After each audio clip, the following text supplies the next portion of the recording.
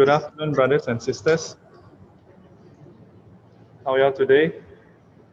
Everybody good? I realized that last week I didn't ask you all to introduce yourself. So,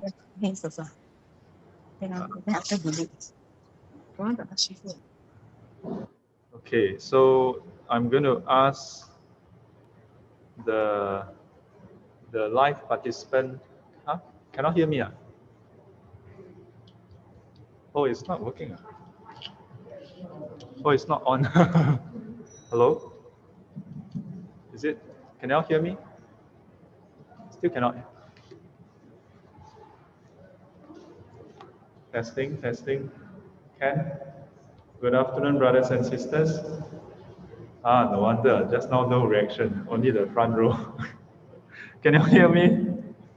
Can you all hear me? Can? Okay. So I realized that last week I didn't get you all to introduce yourself. I don't ask every time, but when the group is sufficiently small, sometimes it gets up to 100 over. So if you go around, then the whole class is gone. So very quickly, when I point to you, just introduce yourself, your name, and whatever you want to say. You have about 10 seconds each. Okay? From the last row, tell us your name. Sorry? Yiling. Welcome, welcome. Sorry? Chun Fong. Next. Doris. Welcome. Karen. Welcome. Huh? Ricky. Welcome. Sorry? James. Welcome. Lei Hun. Welcome. Sorry? Huh? Hui Yang. Hui Yang. Huh? Tuya. Tuya. Oh, interesting name. Welcome, welcome. Huh? Yeah, what? Mongolia. Ah, okay, I see. You come all the way just to attend this class? Oh no. Oh. For a while I thought, wow, someone from Mongolia come all the way just to attend Heart Sutra. How long have you been in Singapore? 18 years. Singaporean already. Welcome, welcome. I hope Singapore has been treating you well. Okay, very good. Next.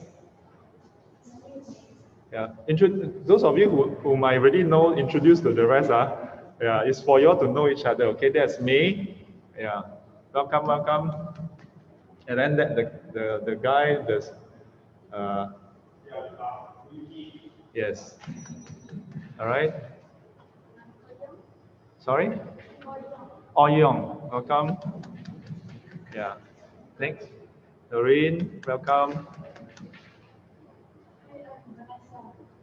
Vanessa. Huh? Sorry? Bun Hui. Welcome. Hey, clap lah. You all wear mask, cannot talk, hand can clap. Next. Hi, Kim. Hi, everyone. Welcome. Ji, yes. Marcel. Xuyin.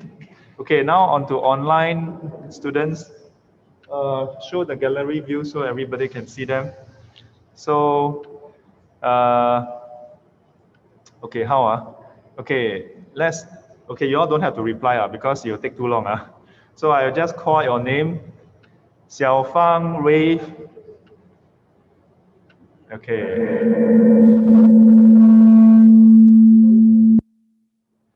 Okay, next, iPad. Who is iPad? Huh? Why someone is called iPad? Oh yeah, I forgot. I can take off my mask now. I'm talking. Yeah. So iPad. How come you're wearing mask at home? Huh? You want to unmute yourself? Why are you wearing mask at home? Are you not? iPad, do you want to unmute yourself first? Then you introduce yourself.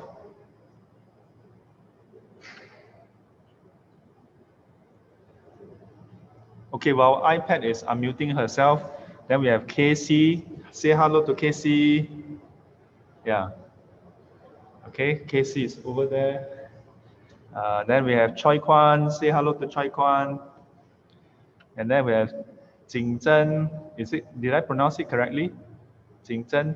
Okay, hello Jing Zhen. And then Everly Fu. Hello Everly. That's your real name now. Is that your real name? Everly? Not really. Not really. Yeah. So what's your real name? My given name by my parents is Fu Chun Ying. Wu Chun Ying. Yes, yeah. Yeah, but I just made an English name, so it's easier for others to call me. Yeah. Okay. So but if we call Everly, you will respond. Yes, definitely. Okay. Welcome. Thank you. Okay. Then we have Sai Kiang. Hello, Sai Kiang. Yeah. You wave lah. How come you're not waving? Huh? Hi. Then we have Albert. Hello Albert.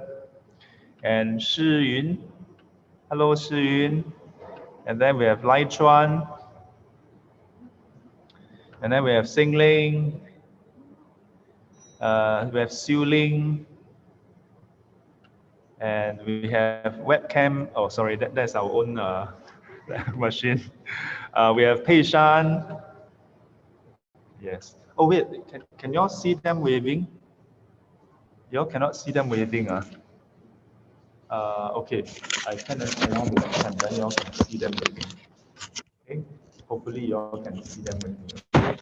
Okay, wave, all of you wave. Can y'all see them waving? Can, okay.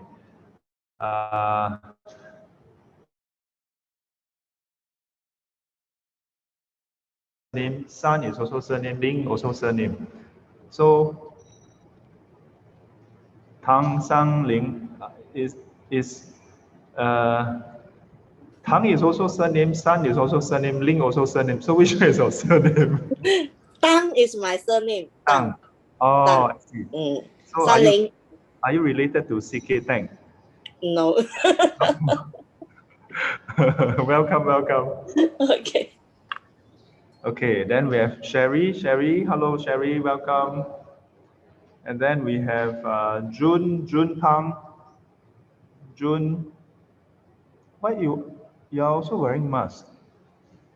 You're outside, is it? Yeah, I'm outside. Wow. Very touched that you are attending class outside. Yeah. Okay, good. Welcome. And then we have Wen from 6A class. How come you have a class? No, actually, it's my daughter's Zoom, so I don't want to change her school thing. I'm Yvonne. Daughter. Yeah. I see. Hello, Yvonne. Yeah, I thought so because I do have some other classes, and then the kids they have the class name. And then my mom and my sis. Hello, Irene Lim.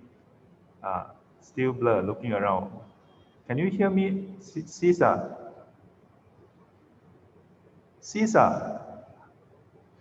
Can you hear me? Hello, can you hear me?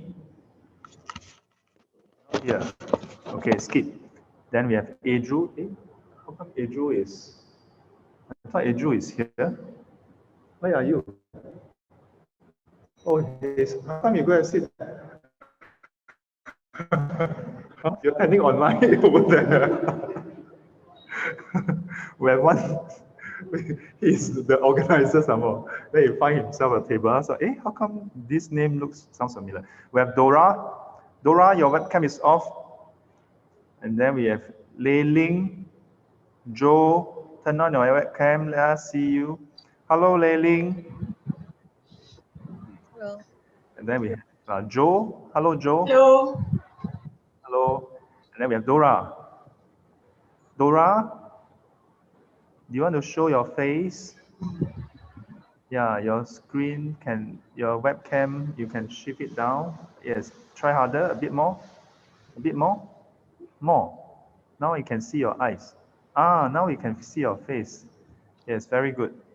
All right. And oh, iPad has now changed her name.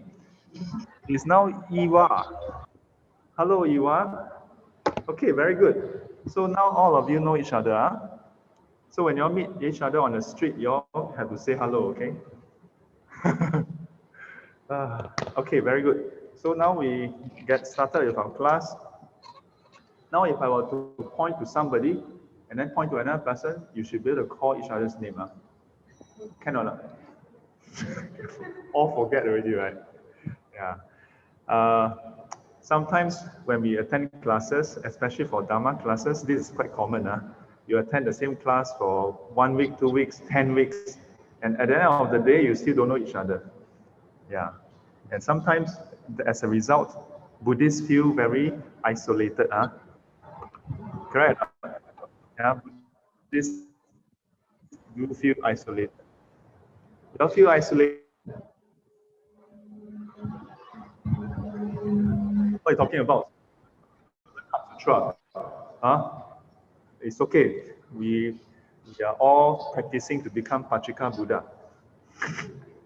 Correct. Are you all practicing to become Pachika Buddha? Okay, today is a bit odd because just now the screen was not working. Just give me a second. Let me set up the external screen so that I can have access to my. Hang on. Okay. Okay, I put it here. Yep. This webcam, I put it here so that when I look at your screen, when I look at the screen, then it looks like I'm looking at you.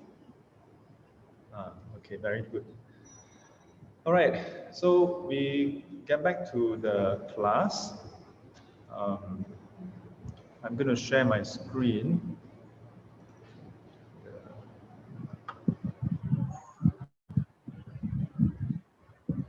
Now see the white, the blank screen? Can? All right, so last week we touched on the title. Can you all remember? Yeah, a bit of recap. The title is about this sutra that is about the essence of the perfection of wisdom that can help us to get from this shore of suffering, of anxiety, uncertainty, to the other shore that is free of suffering, free of anxiety, free of uncertainty. So we're going to get into the text proper.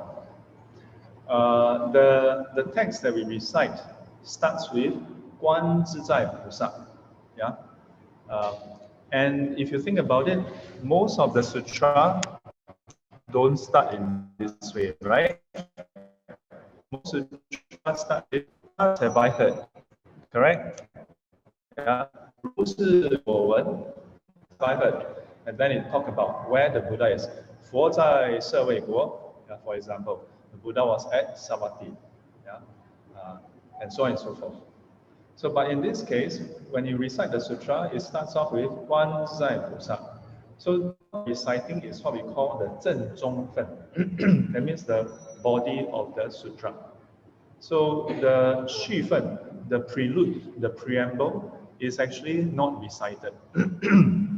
That's to say that if you were to look at the Chinese Tripitaka, you'll find that there is actually a full sutra starting with 'Thus have I heard.' Yeah? So, but what is commonly recited in the Chinese Mahayana tradition is that we just recite the content itself. Yeah? And in this case, the content is basically the reply. Yeah? The reply that was given, in this case, to Venerable Sariputra. Yeah, in the Diamond Sutra, it is Venerable Subhuti. Yeah, but their questions are similar. It starts off with the interculator or the person who asks question. Yeah, so in the various sutra, whether it's the Mahaprashna Paramita Sutra or the Diamond Sutra or the Heart Sutra, there is someone who actually asks a question. While the sutras are different, the questions are similar, if not identical. And what is it? The question is basically, how should one practice? Yeah, how should one practice in order to fulfill the vow of a bodhisattva? That if a person make the vow to attain Buddhahood, yeah, to cross over to the other shore, how should one practice?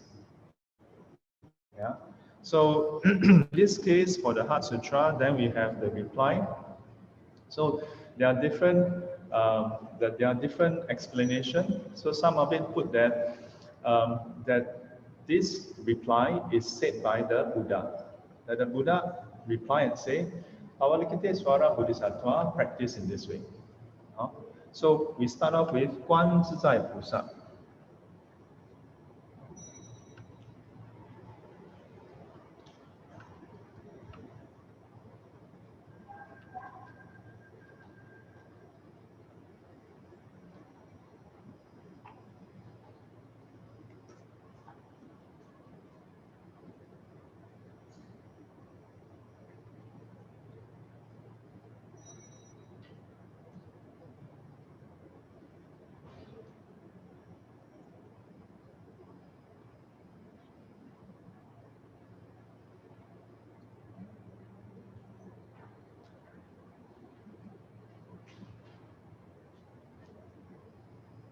So we start off with this name, Guan Zizai Pusa. Who is Guan Zizai Pusa? Do you know? It's none other than Guan Siyin Pusa.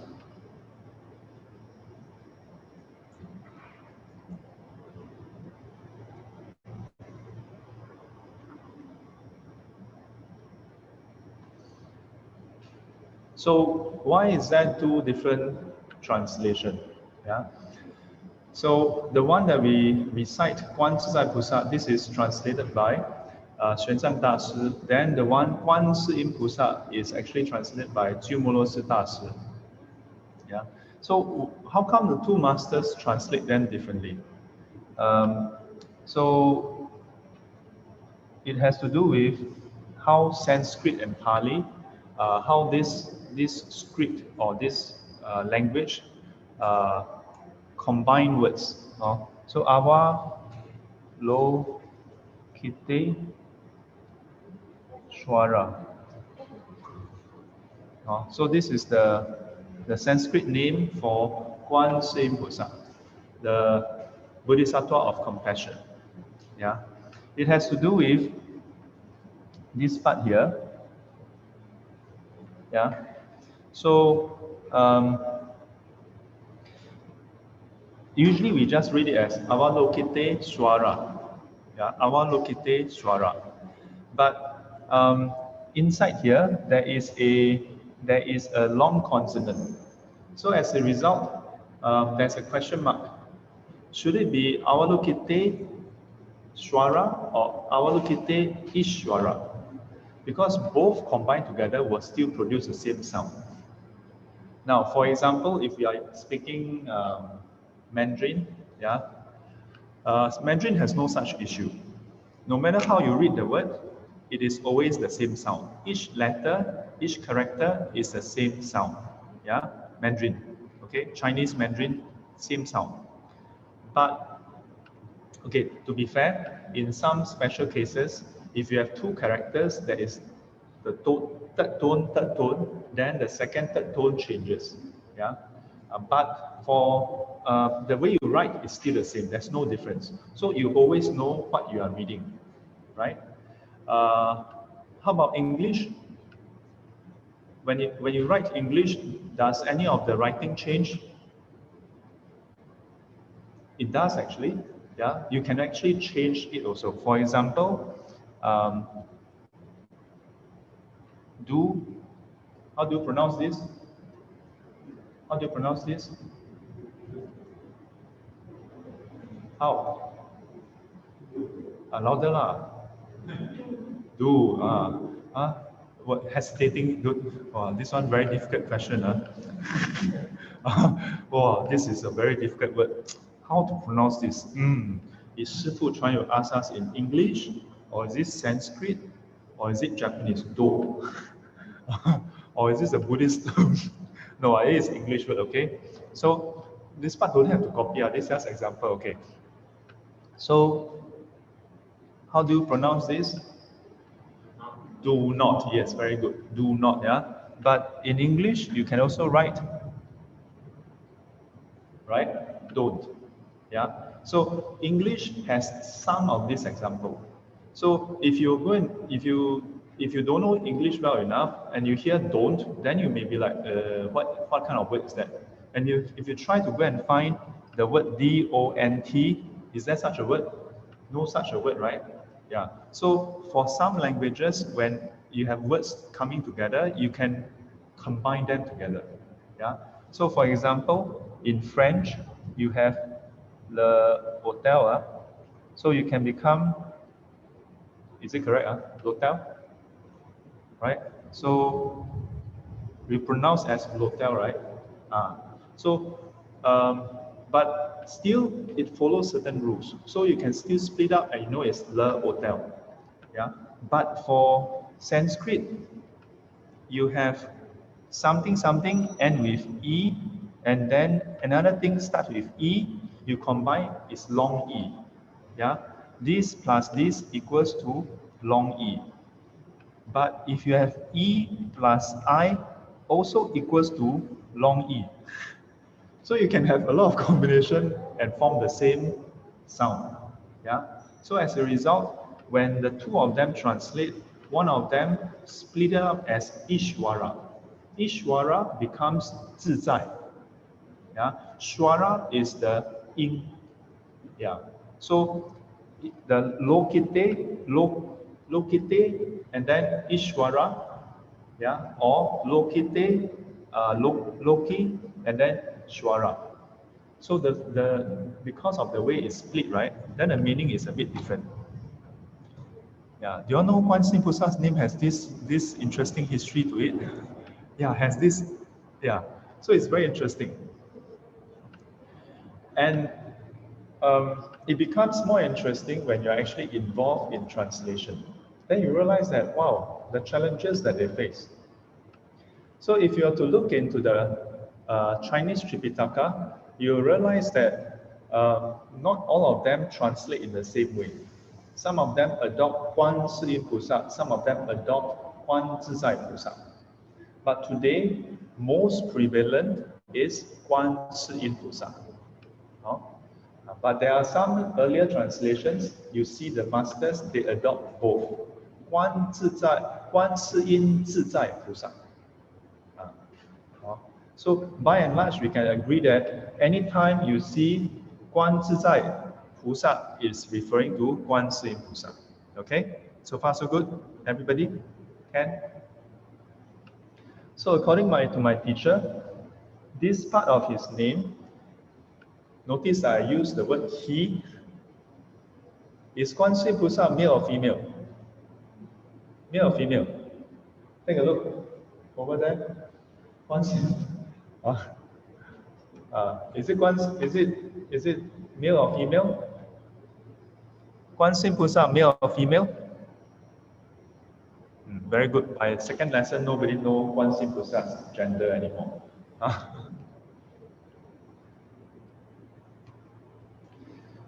Strictly speaking, we can say that Guan Yin Pusa is male gender. Yeah. If you look at some of the painting from the Gandhara or the Tang Dynasty period and earlier, it is all with mustache. Yeah, with mustaches. Most of the Bodhisattvas are drawn with mustaches. Yeah. Then at some point, then the male features are removed. Why? There's some history to it also. Accordingly, the emperor was not too happy. It's always to do with some emperor. Chinese emperor very 霸道.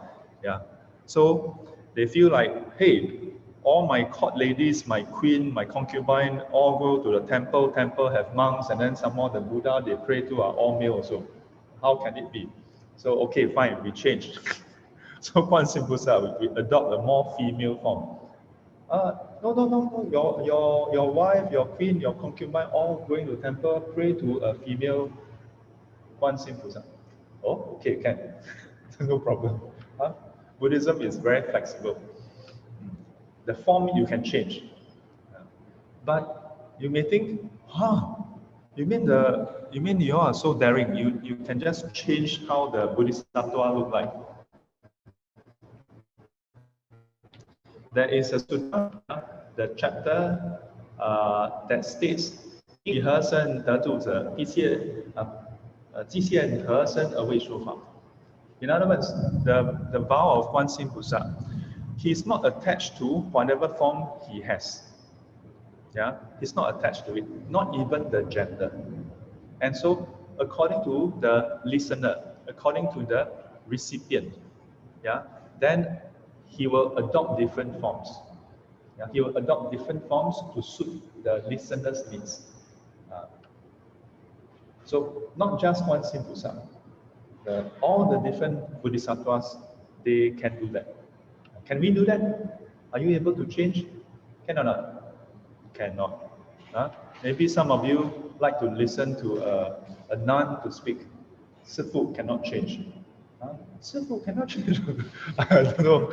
But some nuns, their voice also very low one, you know. Yeah.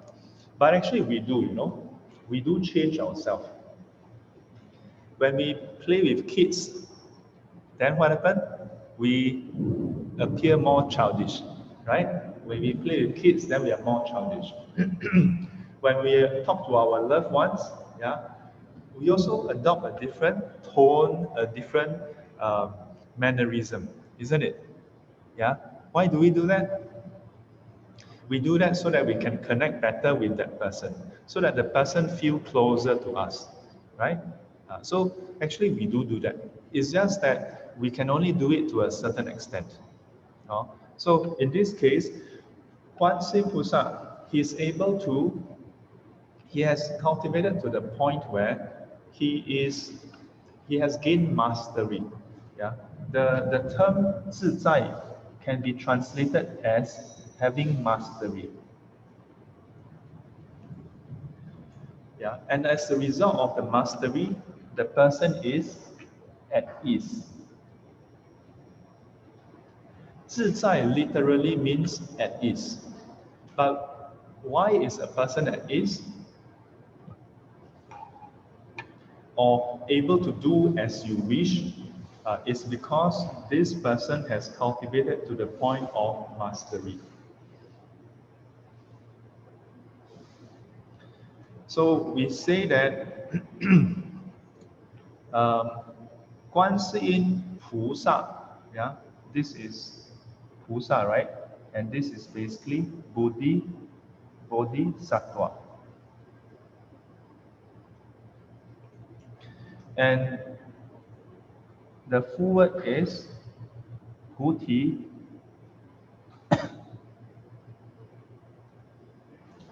Sattva, correct?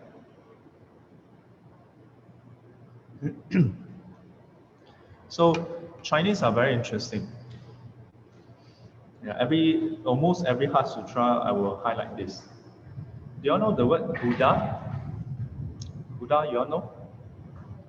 You all know? Yeah, Buddha. No, you all must nod your head. Okay? Online students, you all know? How come I look very dark in the webcam? The setting is a bit off. Let me check.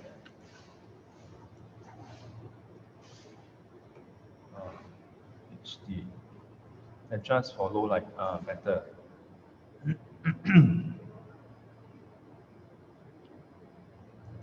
So, can see me clearer? A bit better. Yeah, just now, like I'm in the shade. So Buddha, the word Buddha, do you know how to spell? Sifu, please stop asking us ridiculous question. Yeah, Buddha, of course, everybody know how to spell. So how about Chinese? Right? Four, right? So Albert, this is for you to learn more Chinese. So actually the original word is 佛陀, and this is supposed to be the transliteration. If you compare 佛陀 and 菩萨, 菩萨 is actually 菩提萨多.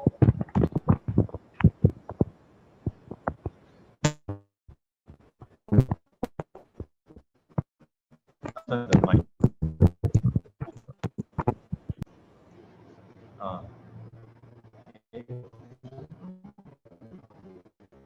Someone just turn on the mic.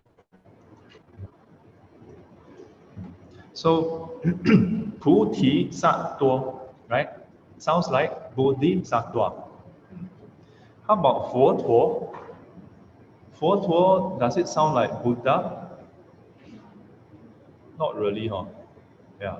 So last time I always have this question. How come we Chinese, we don't know how to convert someone, you know? Buddha become 佛陀.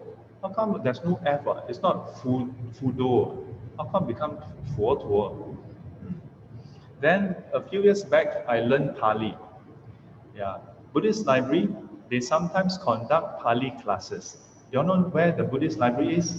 Yeah, so they sometimes conduct Pali classes. Yeah, the Pali language class. So about maybe seven years ago, I attended the Pali class conducted by Bhante Vimalajyoti. Yeah. So from there, I learned the different tense, the different form of the words. And then I realized the word Buddha is the root word, but Buddha, if it's many Buddha, it's not Buddhas. It's not, it's still Buddha. But if it's one Buddha, it becomes Buddho. One Buddho, many Buddha. So then I realized that when they were doing transliteration back in the Tang Song period, the common language that was used is said to be some form of what we call Hokkien today. So how do you pronounce this in Hokkien? Any of the Hokkien here? Anybody? Who is a Hokkien? Who are Hokkien? Cannot run. Some of you like, don't dare to admit that you're Hokkien now. Hokkien. 佛陀, how to say in Hokkien? No, 佛祖 is not. Yeah, but let's give her a round of applause. Let's encourage her. 佛祖 is 佛祖. 祖先嘛，祖先。祖 is 主. Want to try again? Who say what? Yes? Put. By put. So put is 佛. Then the second part. Yeah, he got it halfway there already. Yeah. In Hokkien it is 拜 put to. Not 普陀阿弥陀佛普陀. So you notice that if you pronounce in Hokkien, then this word 佛陀 sounds very much like Buddho. Yeah.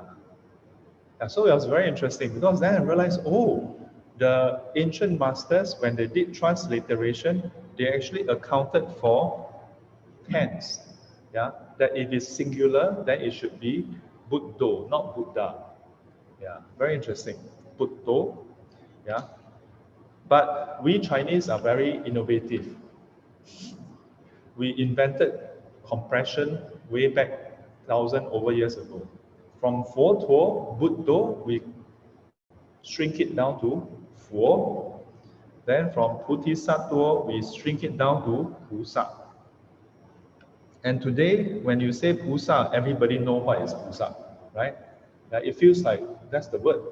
But if you imagine someone say Bosa, yeah? If someone say, do you pray to Bosa? What Bosa? Right? Cannot, right? Must be Bodhisattva. But with Chinese cannot. You cut, still can. Sounds like it. But having said that, what does it mean to be a Bosa? Yeah? What does it mean to be a Bodhisattva? Let's take a look.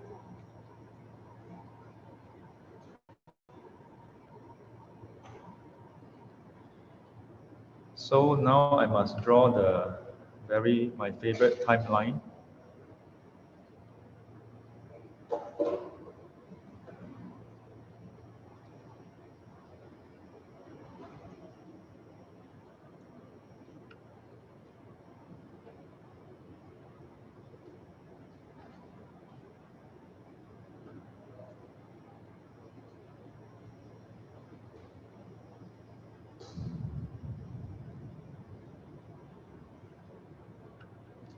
So we have this process, and this is basically the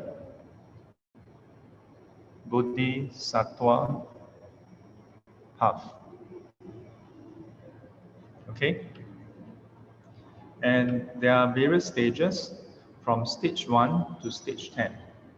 And stage 10, beyond stage 10, then it is Buddhahood.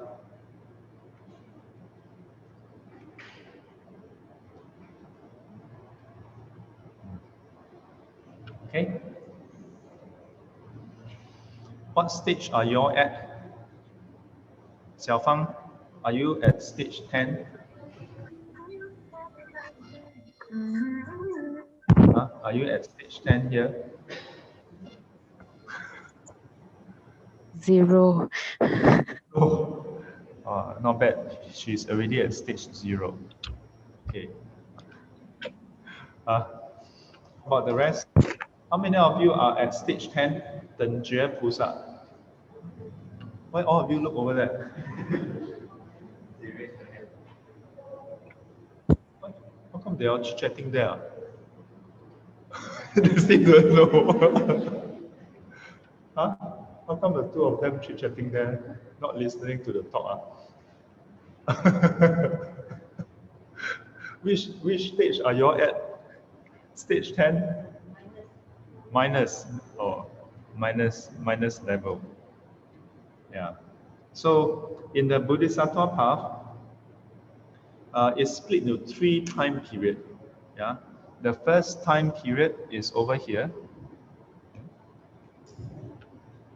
Wow, 不是这么巧吧? Huh? You know, sometimes we call it Murphy's Law. Somehow the pen suddenly decided not to work. Last week,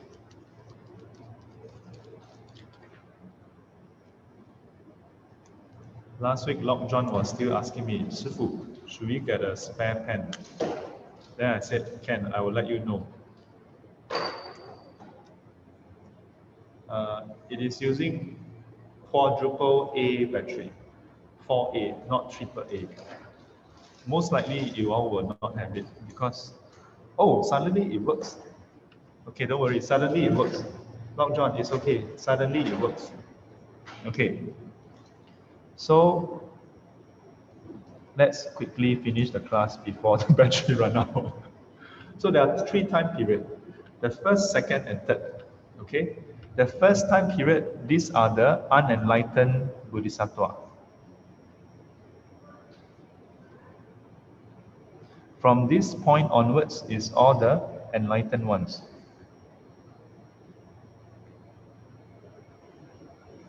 Okay? And when we talk about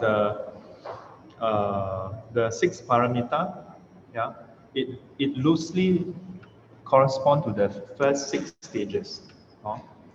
And then the stage 7 is usually described as equivalent to an arahant.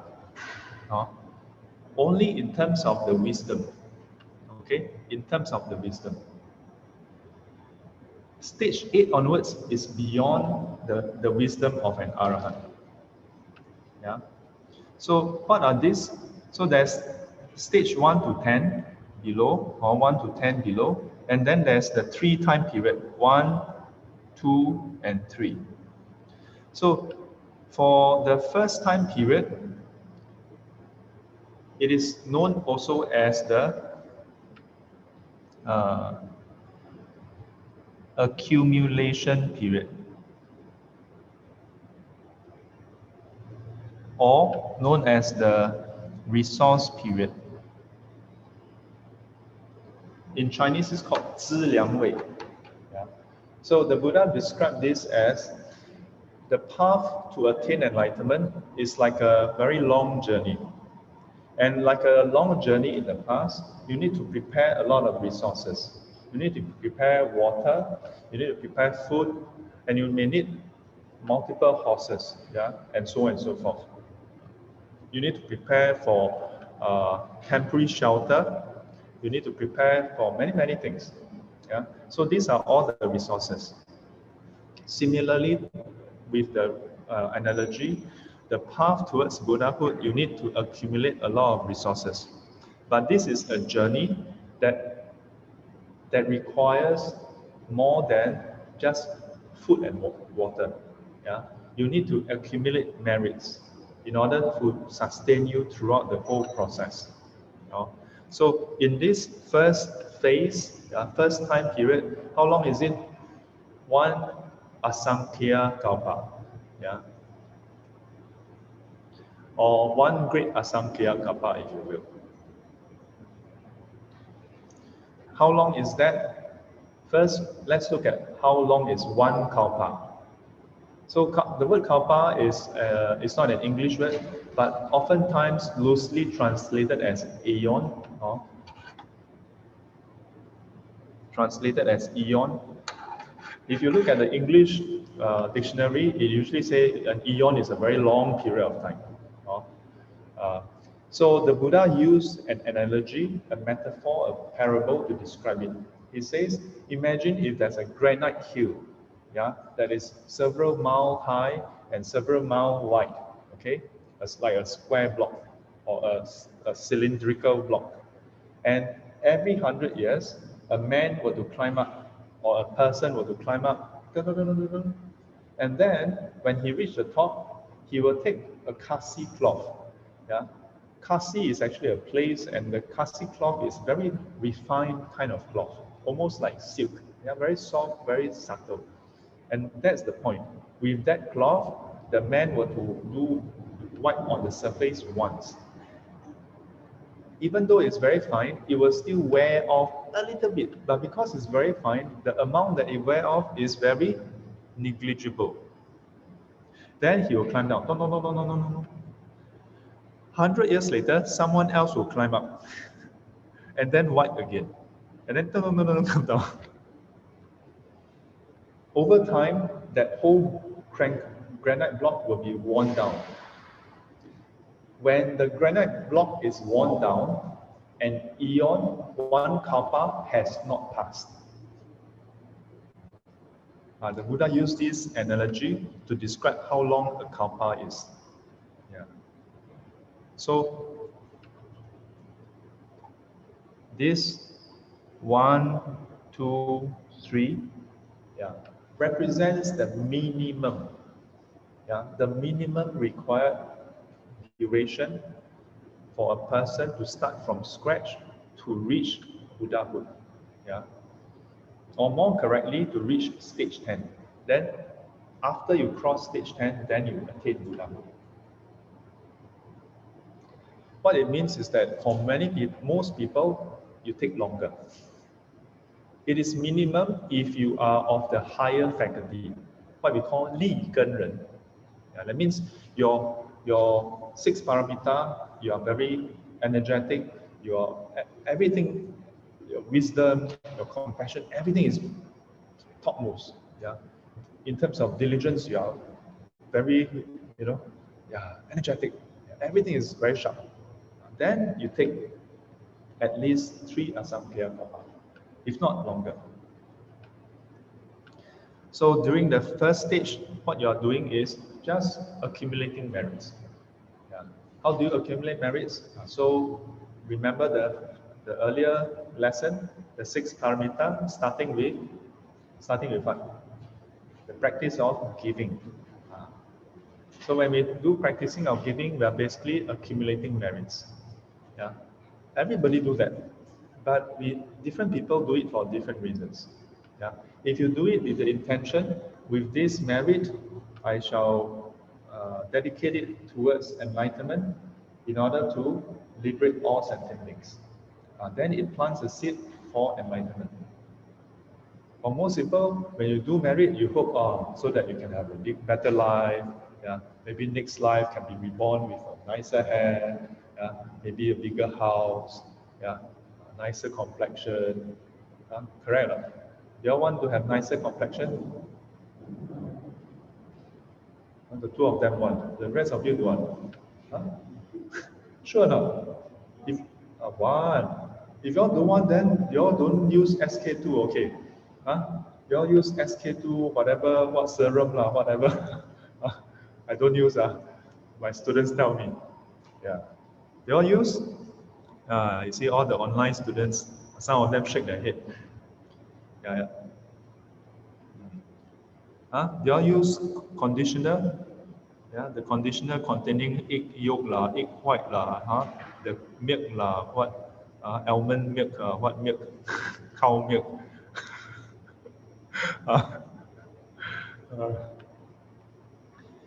Yeah, but it's okay, it's normal. But why do people do this? Why do people do this? Yeah. So we all do things for the reason. So for some people, at some point they decide that instead of just working and earning money for themselves, living their life just for themselves and their immediate loved ones, they reach a point where they see the futility in this kind of life. And they decide that they want to make better use of their life. They try to help others. And over time, as they try to help others, they realize that their abilities are limited. So then they train further in other areas. And this set of training become known as the perfections, the paramitas, the paramis. So maybe some of you say that you are at minus, so you start here, okay? And then you attend the Heart Sutra class, and then you get so motivated. Are you all motivated? Say yes. Compelled to say yes. Then, so wow, you practice a bit. This is not drawn to scale. Don't think that you just attend one Heart Sutra, wow, you can move forward so much. Then, so you decide, okay, I shall practice. I shall practice giving. I shall practice precepts. I shall practice patience. Then you go to the office. Then your boss asks you to ask everybody to go out for lunch. Then you thought, I shall do giving. Then you buy everybody lunch. Then the next thing, again, everybody asks you, because you have free lunch, then everybody keep asking you to go for lunch.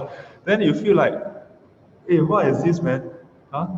In the end, everybody take advantage of me. Then you feel disheartened. Then what happened?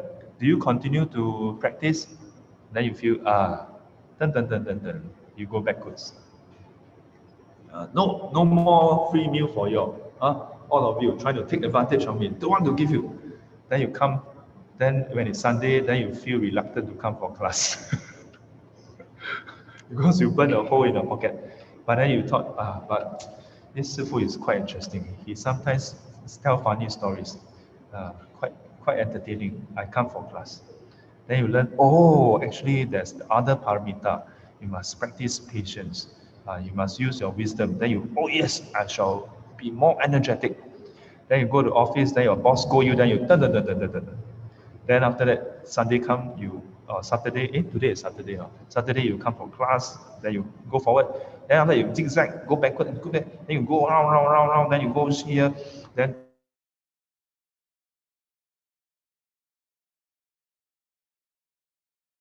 the screen hang again. Can you all see? You all not hang, right? You can see, right? Yeah. Can you all see or not? Can you all see the drawing? Sometimes the Zoom, because I think too many of us are online on the internet, Yeah. By right, only one machine got out, 3 machines. Then there was one more. Then the guy still on. Anyway, so correct or not? When you start to learn Dharma, do you feel very motivated? Maybe not this class, other class. You attend a talk, wow, then you listen, wow, I'm so motivated. I want to do my best. I want to be a Bodhisattva. I want to do this, do that. Then maybe you sustain for 1 day, maybe 2 days, maybe 3. But after a while, what happened? And then we give up. We feel like, Then what happened? We feel disheartened. Then we But then maybe not this life, maybe another life. Yeah. Or maybe you started many lives and this is the life. You never know. Don't tell yourself, oh, maybe in future life. Maybe this is the life, Maybe this is the life where you start and say no. When you meet an obstacle, when people give you rubbish, you're going to take that rubbish. I was going to say shit. But are you all okay with Shifu saying shit? Don't be so sensitive. Don't think of it as a vulgar word. Shit is just shit. Everybody shit every day. Correct or not? It's just a human biological process. Shit, right? S-H-I-T. So when people give you shit, how many of you are working? Most of you, right? When you are working, do your colleagues give you shit? Say yes. Yes, of course. Right? But don't complain. If you take the shit willingly, it can be your fertilizer. Who asks you to, take the shit and use it as face cream? You're supposed to use it as fertilizer. Yeah? So if you can persevere, then what happens? Every time there's some obstacle, you say, no, I shall not regress from my practice. So you go forward, go forward, go forward, go forward, go forward, go forward, until such time where you reach the first stage. The first stage is called the stage of initial joy.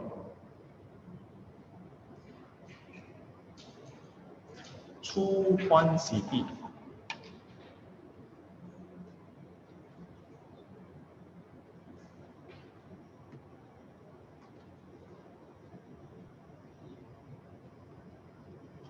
I like how my teacher explained it. He said, why is it called Chu Huan Si Di? The initial stage of joy, or stage of initial joy. In our day-to-day life, we have joy, right? Correct? Yeah? You see something online, you quite like it, you click buy, then it's delivered, you feel joy. Yes? You see an advertisement, you click, you register, then you go for staycation, you feel joy, right? You take pictures, selfie, then you post, then people like, you feel joy. Correct or not? Do you all do that? Say yes. Yeah. Oh, Albert said no. So you have a joyless life. Albert, no wonder you are attending Dharma class, you have no joy. No. There are different joys, yeah? There are different joy. And this is known as the worldly joy. What is the feature of worldly joy? You have to put in effort to get it also. But after you get it, you lose it at some point. Maybe you don't lose it immediately, but at some point you lose it. This is the feature of worldly joy. You get it, you lose it. You could get it, you lose it. Is there any joy that you get it and it lasts forever? If there is, then your search in life is over. Then you don't have to do anything else in your life, right? You just get it and then you are joyful all the way. Every day you go to work. The boss asks you, tonight, stay back and finish up the work. Can. And then for you, you get your result, GPA 3.5. Still happy. Why are you so happy? Your GPA was 4.2, now it's 3.5. Why you still look so happy?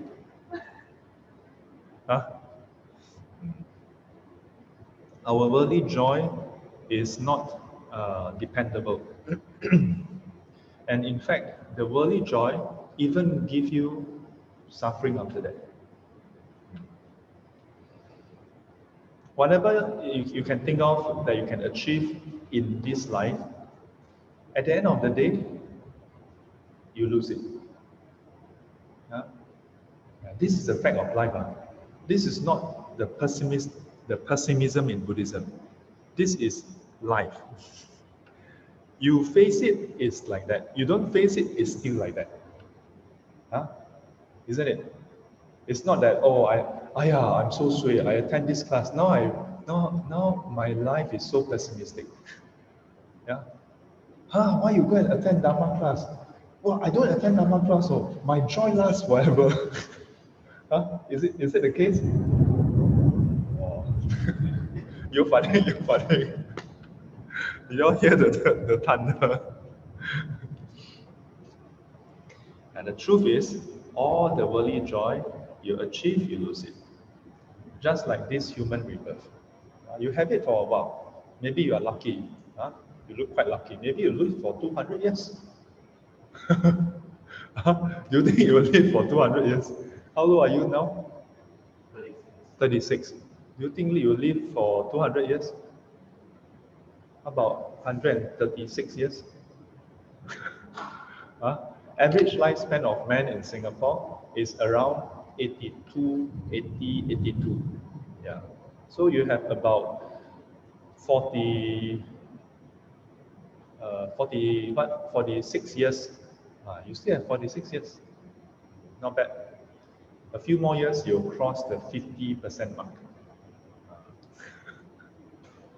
But why is this stage considered the stage of initial joy? Why? Because before that, number one, you put in a lot of effort. Yeah, you put in a lot of effort, and before you reach this stage, you may have doubts. Hey, I put in all this effort. Is there really enlightenment? Have you ever had this question mark? Yeah, Buddhism good, but don't know whether there's enlightenment, right? Maybe we have this question mark. But when you reach this stage, then you know, there's really enlightenment, because you reached the first stage already. So the joy that arises is from knowing that, number one, there's all the hard work that you will become a Buddhist. Hard to say. But we can see from the Western monks and nuns, for some of them, first of all, they are born in a non-Buddhist environment, right? But for them, those who eventually become monks and nuns, for them, their connection with the Dharma is so strong. At a young age, they don't connect with other religion, other school of thoughts. And the moment at university level, when they study philosophy, Eastern philosophy, and they learn about the Dharma, immediately, wow, this is the truth. This makes sense. Yeah.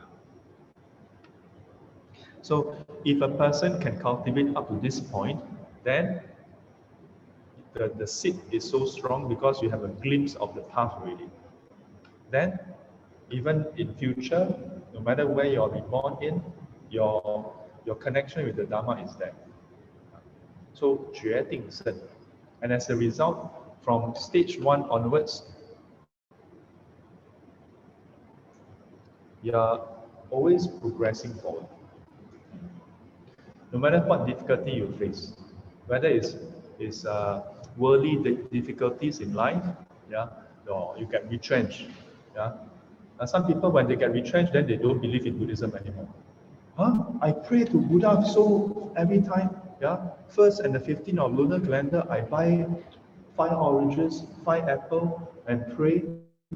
Then I still get retrenched. What is this? Huh? Do you all feel that way? When you when you go to the Waterloo Street 4马路 and pray, then you are supposed to work, right? Then in the end you still get retrenched. Do you have your faith shaken? But maybe you tells me, 师父, we are not so money-minded. How about if you get cancer? Huh? If you get cancer, will you feel okay? I can tell you, for many people, when things are going well, they can be sincere, they can be devoted, they can be staunch Buddhists. But when things are not going well, you see how staunch they are. Then that is the real faith. That is the real conviction.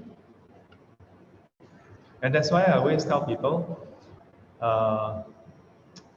it's one thing to have faith. It's another thing to ask yourself, what is your faith based on? If your faith is based on feelings, either feelings about the religion, feelings about the teacher, feelings about the chanting, just feelings, it's not reliable. Or feelings about how grand the temple is. You know, there are some people, they go to the temple, they must see, wow, the temple got dragon, got phoenix, wow. Then they feel, wow, this is a good temple. Yeah. You go to a temple, very plain. Huh? The Buddha never wear anything one. Huh? Very plain. Then no feeling. If a person's faith is based on that, not strong. Anything bad that happened, the faith can be gone overnight. Gone overnight. You don't have to wait until next life, This life, anything bad happen, you see, you check yourself. So how does a person reach this point? Although the first stage we say accumulating merits, it's not just keep on doing giving. You're also practicing Dharma. And when you do giving, you are doing with the right view. Yeah. So if you plant Dharma seeds, wholesome Dharma seeds, you have strong connection. Then up to the point where you develop right view, then it's very safe. Then it's very safe. The faith should be based on your understanding of the Dharma. Let me give you an example.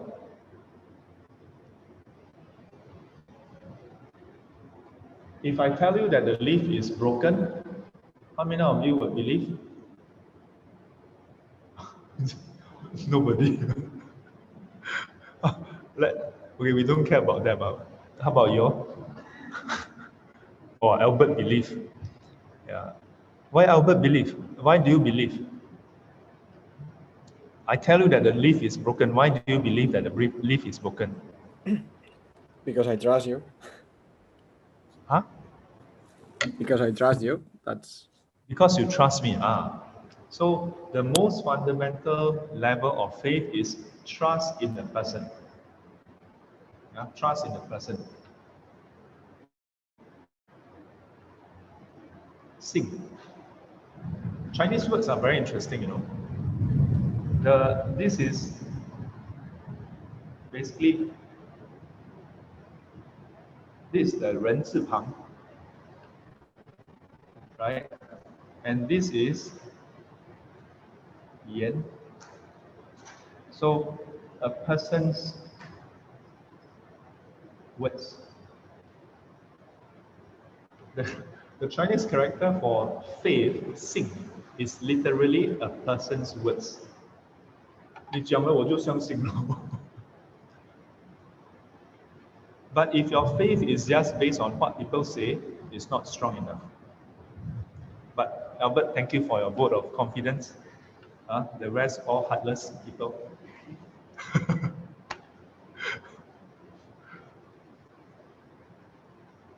But actually, when I tell you that the belief is not working, and if you say you don't believe, you are also believing. It's just that you don't believe in me, you believe in the technology. But just now lightning strike, maybe, who knows, right? How do you know? Go and check, Go and check, Try. Really, try. Go, quick. Yeah, go. Press. See whether it moves. Really, go lah. She's still thinking that I'm just hypothetically speaking. No, really. Someone, anyone, go. Just go there and press. See whether it moves or not. Try.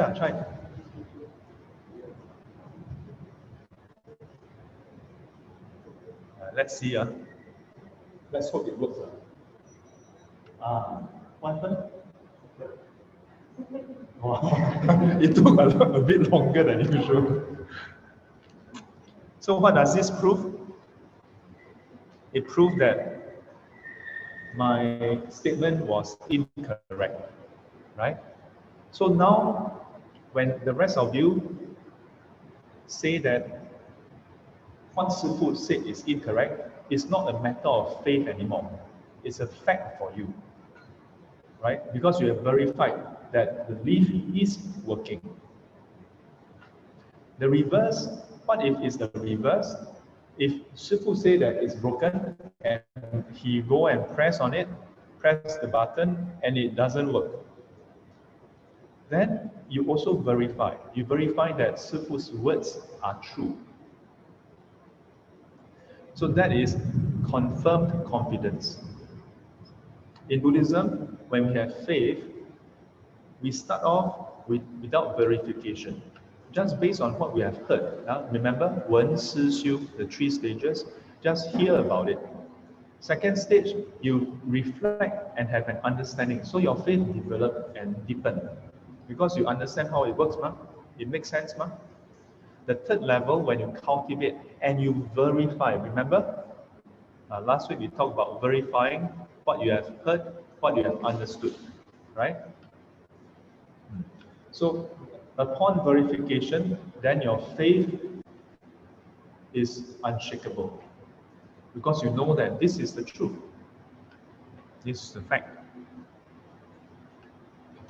And from there, if you were to continue practicing, then you will reach stage 7, where your wisdom is equivalent to an arahant.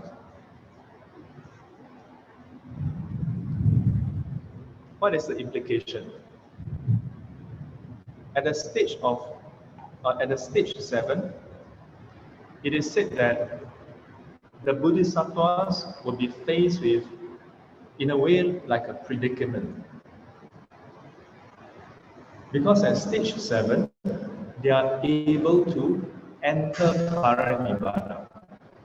Because they are like an arahant already. But yet, they are not supposed to enter paranibbana. Because they are supposed to continue onwards towards Buddhahood. Then we come back to Kwan Yin Pusa. Avalokitesvara Bodhisattva was at such a point, where he reached stage 7. And at stage 7, he gave up.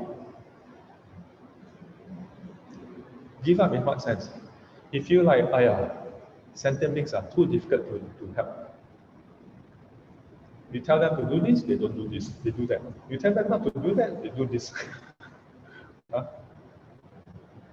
So, prior to this, Kwan Yin Pusa is said to have made a vow Yeah, at the earlier stage, he made a vow that he shall not forsake sentient beings. If he forsakes sentient beings, turn his mind away from sentient beings, that may his body shatter into many pieces. So it is said that when Quan Yin Pusa reached stage 7, and he felt so weary, felt so tired from all the effort to help sentient beings. Yeah, this thought arose to give up and enter Parinibbana. And at that moment, his vow ripened. And yeah. So I don't know whether this statue there have it, but in some of the statue you see the multi-faced Quan Yin Pusa. That sculpture is based on this story, that he is split into multiple parts. Then his teacher, Amitofo, come and piece him together. So Quan Yin Pusa, on top of his head is always another Buddha. That's his teacher. Quan is Amitofo. And that signifies how much he respects his teacher, that he always have his teacher on his head. Huh? So later you all can collect from Lord John a photo of me. No, please don't do that. Later we all cannot stop. Yeah. But once he puts out, then from there, Amitabha Buddha, Amitofo, reminded him, do you remember your earlier vow? There are still countless sentient beings needing your help. Do not give up now. Just a bit more. Yeah. And then he restored the bodhicitta and then continued. Sometimes we feel like that, isn't it? Even though we are not at stage 7, we feel like giving up. Yeah. Chinese say, 好人难做. Huh? Correct or not? Hard to do something and please everybody. So sometimes we don't care anymore, right? Especially with our loved ones. Do you want to care for our loved ones? Yes, of course we want. You want to be patient with them? Yes. But sometimes when you are stretched to the limit, then we feel like, cannot take it anymore. Then we say, forget it. I feel that this part of Quan Yin Pusa's backstory is actually very inspiring for me. Because usually when we pray to Quan Yin Pusa or the Buddha, it feels like they are perfect already, right? Like they are super powerful. Yeah? No imperfections. But when you learn that even Quan Yin Pusa at some point also felt so weary and tired that he gave up. But despite that, he was able to turn around and continue and persist. To me, this is very inspiring. And because in our life, we are oftentimes faced with such situations and difficulties, isn't it? Yeah. The question is, how can we continue to persist? But if you are able to persist, then you go from the second Asankhya Kappa to the third, where you complete all the other further trainings in order to attain Buddhahood. The earlier part, stage 2, is mainly your own practices. Stage 3 is more about the accumulation of all those qualities necessary to help sentient beings. Yeah? And eventually, if you succeed, then you reach stage 10, and from stage 10 to the Buddhahood, then it depends on what? Depends on sentient beings.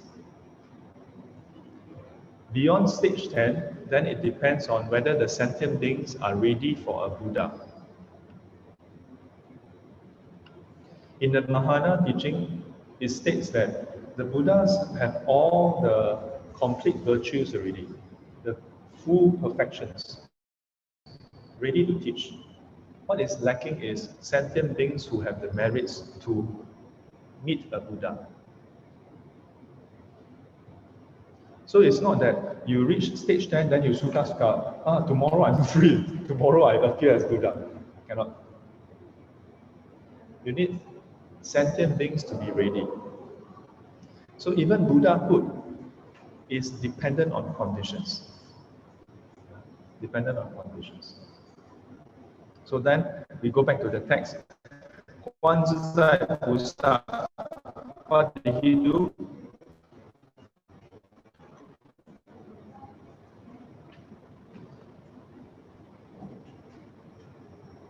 Xing Shen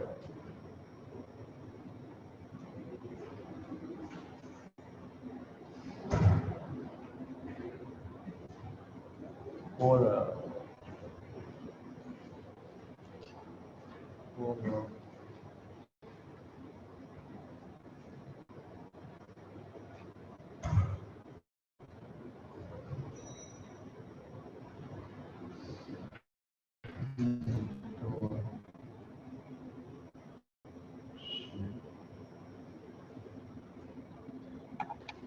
So, when the Avalokiteshvara Bodhisattva practiced the deep and profound perfection of wisdom, you know. So my teacher says that this Shen, when we say Xing, usually it means to move. Yeah. In this case, it is to do. Do what? Do the deep level. Shen. Remember, we talked about 3 levels of wisdom. So this is the deeper level one. So here is the perfection of wisdom. And according to my teacher, this deep level means that the Bodhisattva is in jhana, in deep concentration. And when he cultivate in this way, cultivate the perfection of wisdom in the deep concentration, then what happened?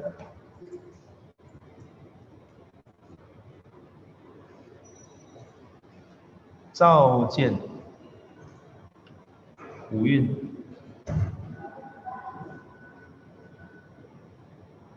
皆空。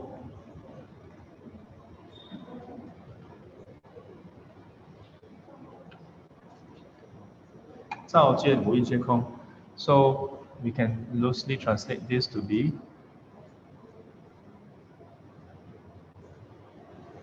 illuminate and see. And this is the 5 aggregates. So today I'm going to just give you a brief overview of the aggregates. In other lessons, I'll give you a more detailed one. What are the 5 aggregates?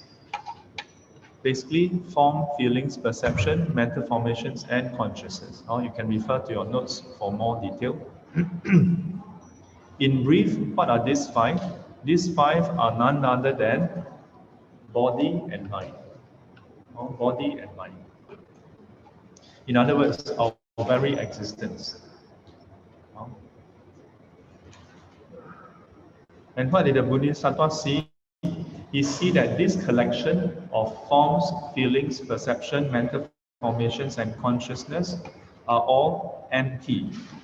Yeah, all empty.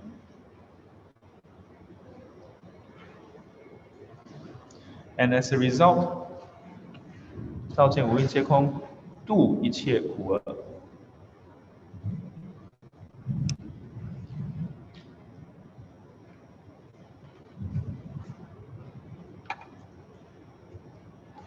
So,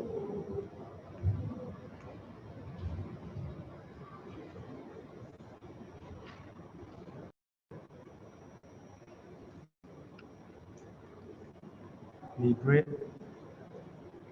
all suffering.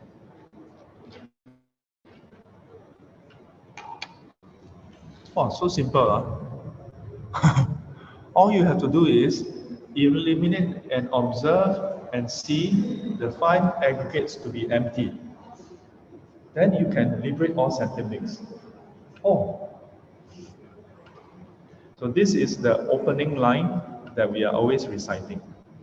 And in a way, this describes the sequence that we can practice. Yeah.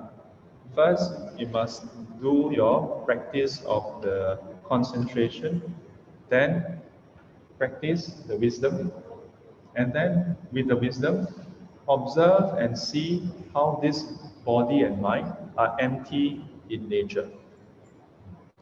And so today, now, we shall talk about la laksa. Some of you have attended the class before, so you know we must talk about laksa, right?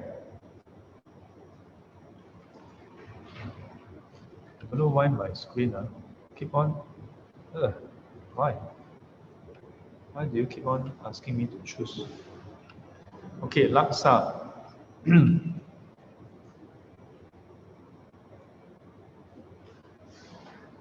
Have you all tried laksa before? Yes? How about the online students? Have you all tried laksa before? Yes. Oh, I see Sakyang. Yes, thumbs up. How about Albert? Have you tried laksa before? He don't know what I'm talking about. Yes, I have. No? You have tried before? No, I don't know what it is. You don't know what it is, huh? How about our Mongolian friend? You tried before, huh? Do you like laksa? You like, huh? Quite tasty, yes. Huh?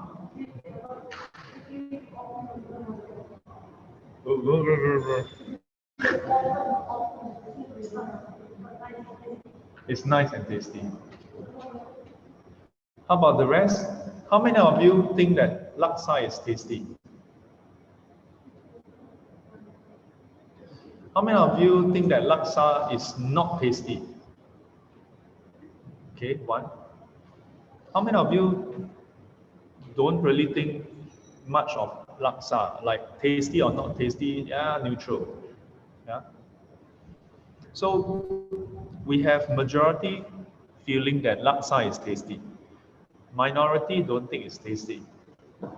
So the question the proverbial question we have is, does laksa contain tastiness?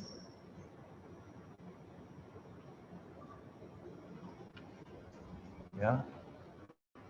Does laksa contain tastiness?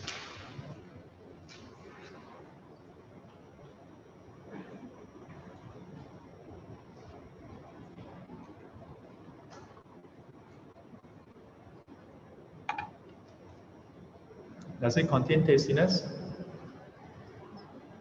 How many of you don't think it contains tastiness? One person. And the rest? How many of you think it contains tastiness? Then how about you? You just now you said that laksa is not tasty. Then I asked, does it contain tastiness? You didn't raise your hand. Then does it not contain or not? You. Huh?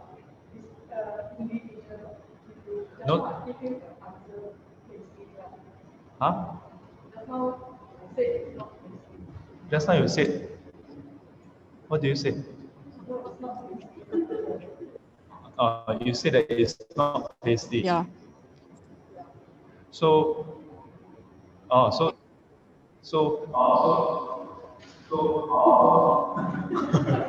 What's that? Do I sound like that? So you don't think it contains tastiness, huh? Is it? Huh? Yes. How come she look like Hank? So you don't think it contains, right? Yeah. So if it doesn't contain, then what are you all tasting? The rest of you feel that it's tasty, right? So, but if it doesn't contain tastiness, then what are they tasting? The ingredients, but you all did taste tastiness when you eat the laksa, right? So what's happening? Don't worry, don't fight here, don't fight. Maybe it doesn't contain. Yeah, maybe it's just our taste, right? Our own personal preference, correct? Then in that case, if it doesn't contain, then, so what does it depend on actually? Our personal taste? So has it got to do with the laksa at all? If it's just our personal taste, and nothing to do with laksa, can you taste the tastiness now? Also cannot what? If it's just your personal taste, listen carefully. If it is just our personal taste and it's not to do with the laksa, then we should be able to taste the tastiness right now. But are we able to taste it now without eating laksa? Also cannot. So it has to do with a bit of the laksa, a bit of our taste, correct? So because some people don't have the right taste, okay, hang on. So now imagine, every year I will traumatize students with this exercise. So imagine now, for the next 3 days, 3 nights, we will all eat laksa. Okay? Later, we'll stay back. Tonight, we'll eat laksa. And for you all have to promise to stay online, okay? Today will be extended class, 3 days, 3 nights. Yeah? To make sure you eat laksa. Evening, eat laksa. Supper, eat laksa. Tomorrow, wake up, we do morning puja, then meditate, then eat laksa. Okay, when you brush your teeth, give you laksa curry to brush your teeth. then lunchtime laksa. Okay, but for our sister there, she don't like laksa. We don't give her any food. Yeah, you don't get to eat laksa. Don't worry, you don't eat laksa, but you don't get to eat anything. So you will go hungry for 3 days, 3 nights. But this is nothing personal. I say this for the past 10 years. It's always the same story, okay? So nothing personal, okay? So imagine we do this. On the 3rd day, okay, at the end of the 3rd day, do you still find laksa tasty? Those who have been eating it for 3 days, 3 nights, do you still find it tasty? Not tasty anymore. What happened to your taste? I thought it has to do with your personal taste, your personal preference. But somehow it changed, right? Somehow it's not tasty anymore. Or at least not as tasty. Agree? Yeah. This class is not so bad. In some classes, I tell them, how about if we eat for 3 days, 3 nights? They say, Sifu can. Still tasty. I'm like, how to teach? This class at least a bit more normal. But even if maybe some of the online students, maybe I don't know, Everly or Shu In or Xiu Ling, or maybe KC Tan, maybe you're the laksa hardcore fan. Then you're in your mind you're thinking, actually not so bad, what? Eat 3 days, 3 nights. If only I can eat 3 days, 3 nights laksa. So think about this. Just by eating it over a few days, the tastiness can change. And for our sister, who will not be eating anything for the 3 days, 3 nights, now we give you laksa. What do you think about the laksa? 不要嘴硬 Is it tastier?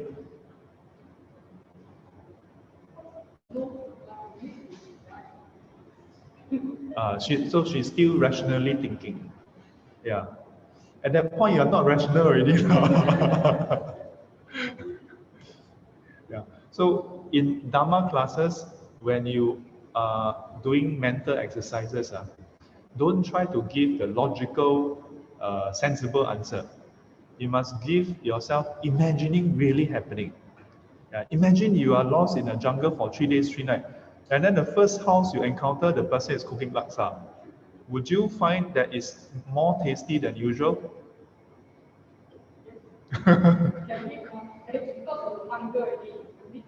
Ah, Nice. Yeah, Whatever whatever you- you give, you have is nice. yes. Yeah, so what do we glean from this? The tastiness of the laksa don't seem to just depend on the laksa.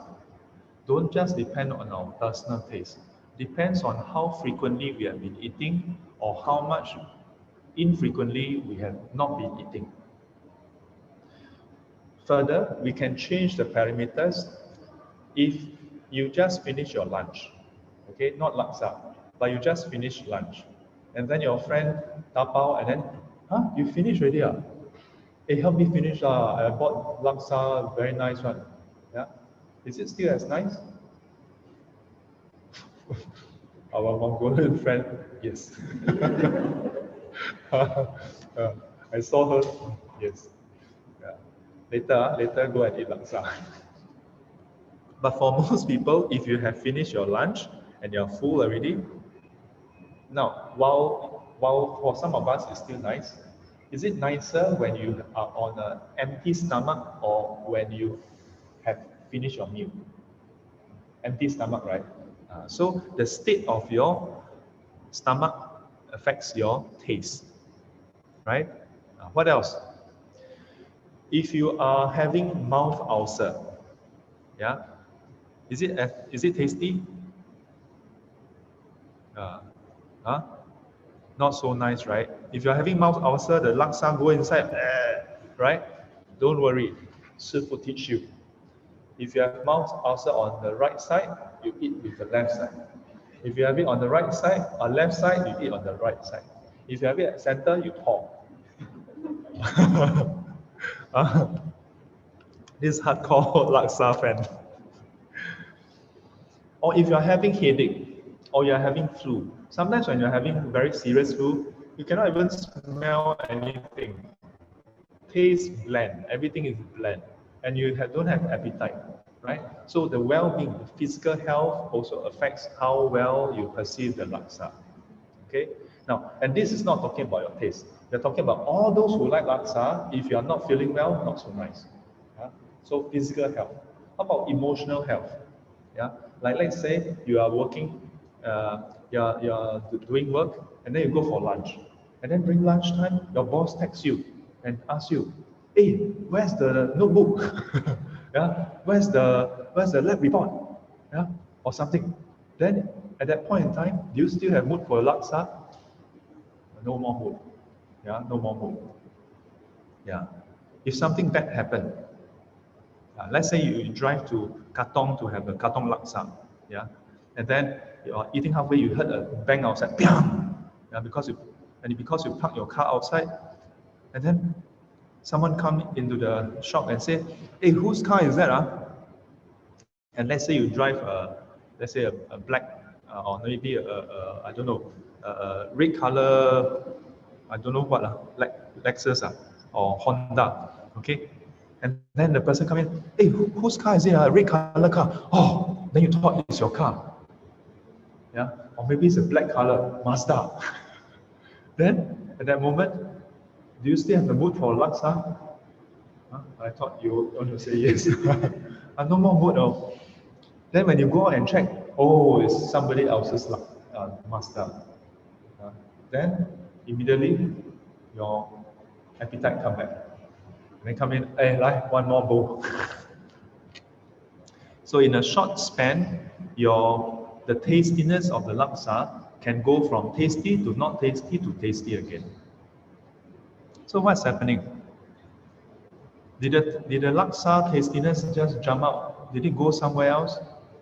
Did someone extract the tastiness and put it somewhere else? No. But somehow, when all the conditions are met, then the tastiness magically appears, arise in our sensation. And it feels very real, like we are experiencing the tastiness, isn't it? So, this, we say, does the laksa tastiness exist? We say, yes, it exists. But it exists in a very interesting way. We call it 缘起有.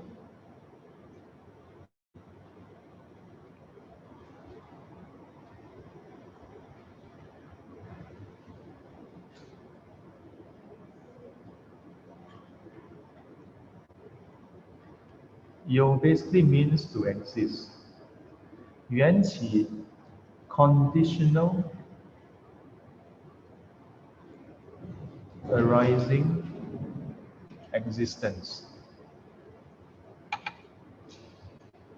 So it is not that the laksa tastiness exists or don't exist. Yeah, it is that it exists conditionally. Due to conditions, then it arises and exists. Make sense? And so when the conditions change, then it just disappears. It is not the conditions also, no. One thing you must know, the tastiness is not the condition also, no. But it's an experience, or is a phenomena that arises when the conditions are present. But yet it's not the condition, no. Because if it's the condition, then you just have one of the condition, then you have it already. Yeah, and you must have all the conditions. If you pick up one condition, then the tastiness just disappears. Further, if you examine all the different conditions, do they exist? Or is there tastiness in any of the conditions? Don't have.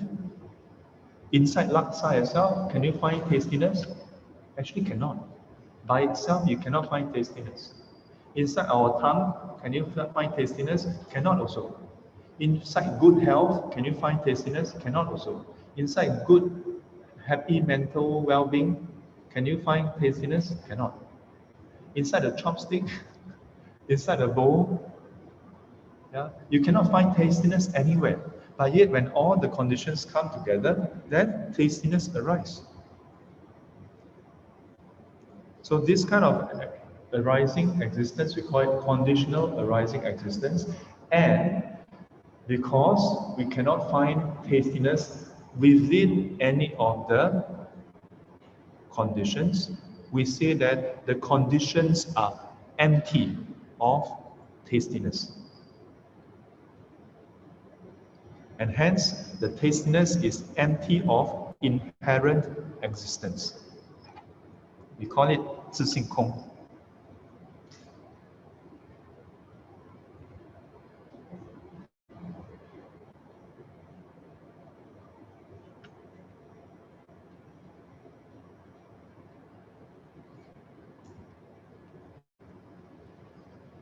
So,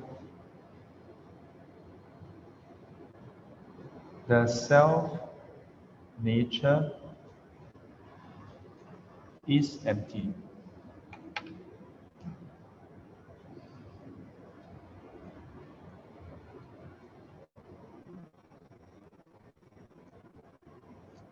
Well, the self nature is empty. In other words, there's no self nature. Yeah? 无物自性. Okay? We can say 自性空 or 无物自性. No self nature.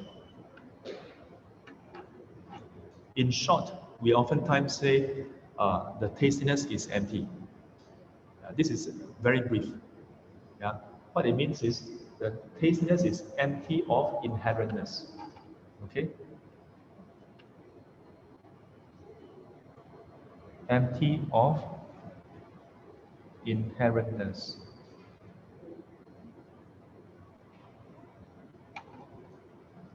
No inherent, intrinsic characteristics. What does it mean by inherent, intrinsic? It means that that thing is like that by itself. Nothing can change it. It doesn't depend on anything, it's like that. But now we say, no, we cannot find such a thing. This kind of tastiness that is tasty by itself don't exist. Simple understand? So together is 缘起有自性空 shorten to 缘起性空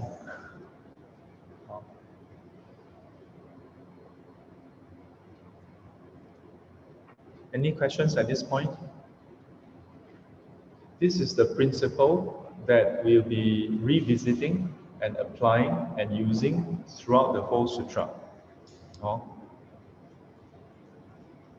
And if you think about it,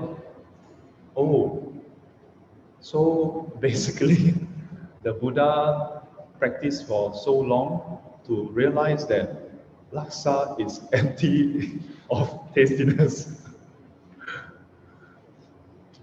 The truth is, you cannot find laksa in any of the sutra, right? Yeah. So it's the principle that is important. Yeah. And with this principle, then you can apply into other areas. And so here, I want to highlight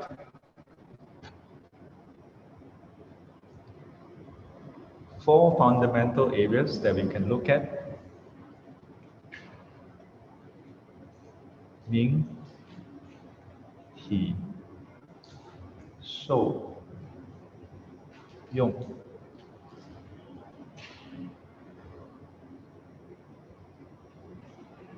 So the name, the body, the experience, and the function. So we have covered the experience of laksa, the tastiness of it. We have explored how the tastiness come to be experienced, but it is not found in anything. How about the name laksa? How about the name laksa? Is it inherent in that particular noodle? Is it inherent?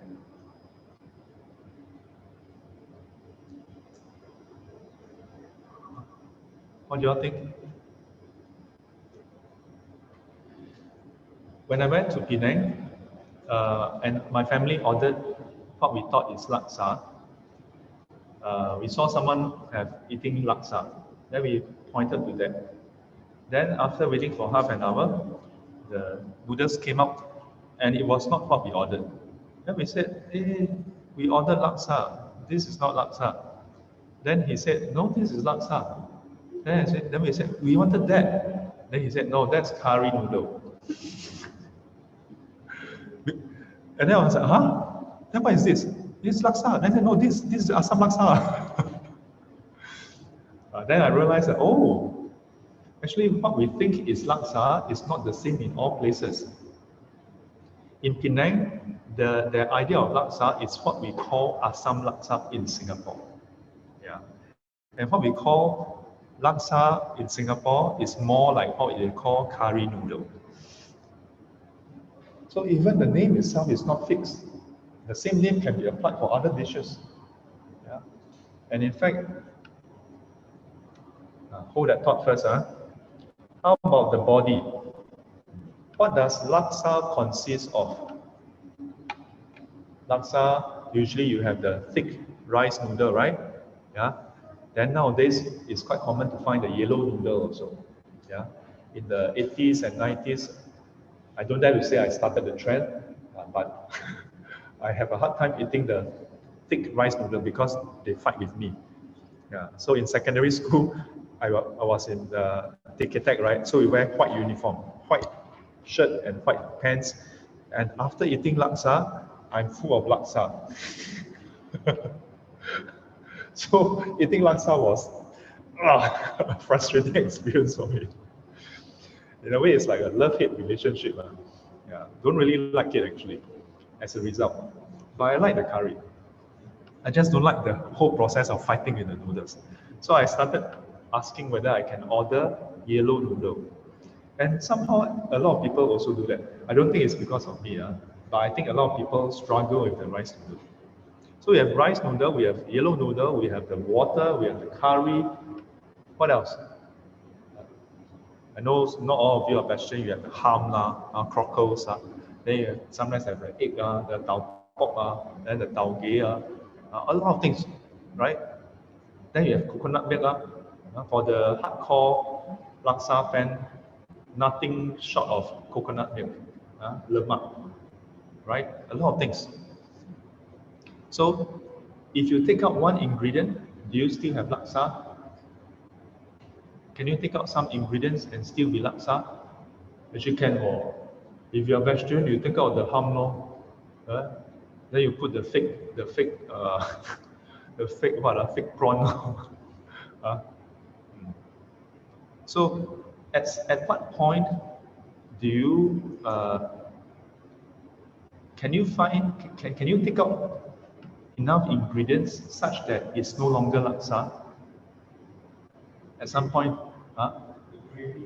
if you take out gravy, then is it still laksa? Not laksa. But nowadays, I find that people are very interesting. Yeah, they have the gan cao laksa, you know. Yeah, so they have the stir-fried noodle that when you eat, it tastes like laksa, you know, but there's no gravy. So Singapore is a very good place to practice Dharma. No? Yeah, even the food is telling you, I'm not inherent. Stop thinking that I'm inherently laksa. Huh? But if you think about the thick rice noodle, is it inherently laksa? It's not also. Otherwise, it cannot be used to stir fry the Hokkien mee, right? And you cannot use a thick noodle for the 牛肉米粉 also, or 鱼肚米粉, all use the same thick rice noodle, right? How about coconut milk? Coconut milk is also used to make nasi lemak, right? Also used to make chendol. How about the water that forms the gravy? Is there laksanas inside any of this? You cannot find laksanas. But together, then we say, have that laksa. So even the laksa's body, the thing itself, is dependent on conditions, but empty of inherentness. 缘起有，自性空。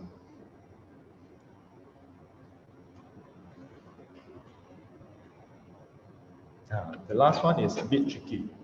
How about its function? What is the function of laksa? Sifu, why you always ask funny question? Is it food? Is laksa food? Food or not?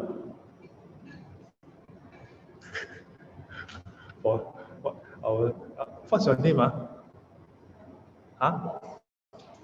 What's your name? Chun Fong. Chun Fong down there. Shake her head. Laksa, but is laksa food?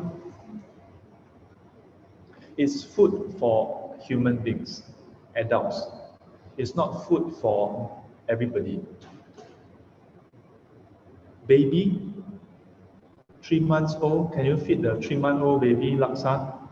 Cannot. It may choke. Yeah, even if you just let the baby drink the curry, maybe lao sai. Correct or not? Shifu, who is so crazy like you, go and feed the baby laksa.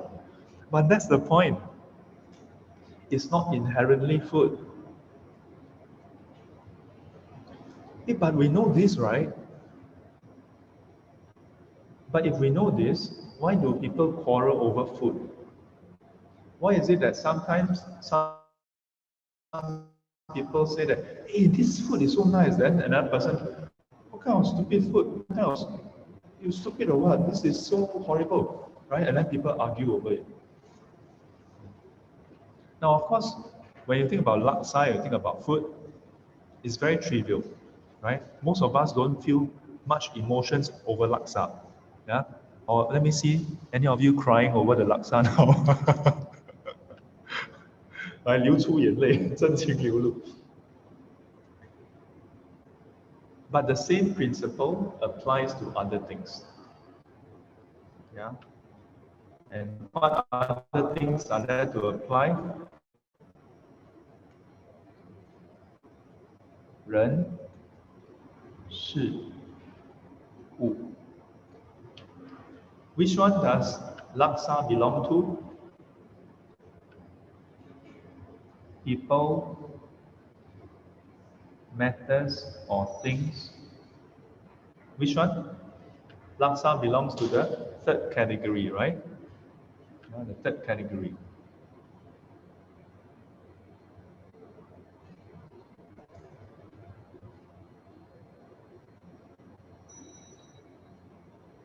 So when we learn the teachings, for that matter, all the teachings, we should be applying to all the different categories. 人 or people, 事, the matters that happen in our life, and 物, the things that we encounter in our life. We start off with things because by and large, for most people, our emotional connection with things are usually less sensitive. So this way, and especially laksa, very trivial. But yet at the same time, most of us, if not all of us, would have encountered it. This way, hopefully, it helps us to appreciate the principle. The principle of what we're trying to learn here. If we attend the class, one thing I must highlight, for some students, when we attend the class, or any talks for that matter, we sometimes think, this concept I also know. If you think you also know, very good, I'm happy for you. Then do this exercise. Okay? So for today, end of the class, we have an exercise for you to do. Look for one thing in your life, okay? List down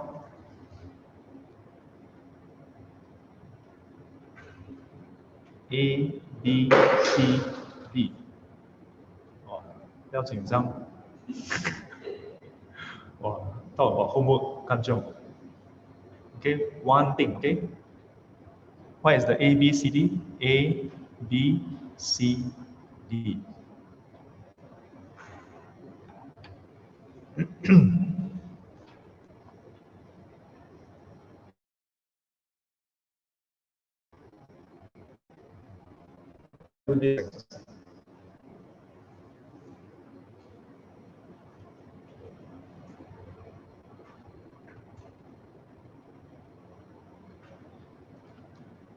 What this means is, don't just list down A, B, C, D. List down and then use what we have learned today in terms of the principle of how things arise due to conditions and how they are empty in nature. Do the analysis part by part, as we have done today. Okay? And then write it down. You can write it down digitally, or you can write it down on pen and paper, take a photo, then send to that same number. Yeah? You all remember the number? It's here. Somewhere here. Yes.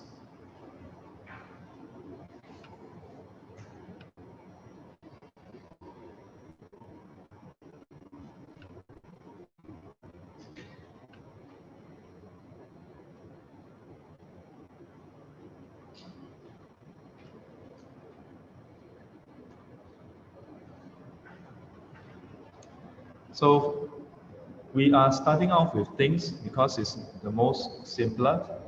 Then we go on to matters in future, and finally we'll touch on people. People is the toughest because we are people. Yeah, and we are easily affected and most affected by our interaction with others. For the enlightened ones, like Quan Yin Pusa, the Buddhas, the Bodhisattvas, the Arahants, they are able to see clearly that whether it's ren, shi, wu, people, matters, or things, permeating all phenomena, they see that all phenomena are ultimately dependent on conditions and empty in nature. Yeah. And when they see this, what happened? They see that it is not inherent and is insubstantial for them to be able to grasp onto. In Buddhism, we often hear people say, "Aya, don't think so much, let go," right? Don't be so attached, right? But the truth is, how not to be attached when we think it's so substantial? We are attached and we try to let go. Enlightened beings, they don't try to let go. We try to let go, but we fail to let go. Enlightened beings, they don't let go because they don't have to try to let go. They know that there's nothing to let go of.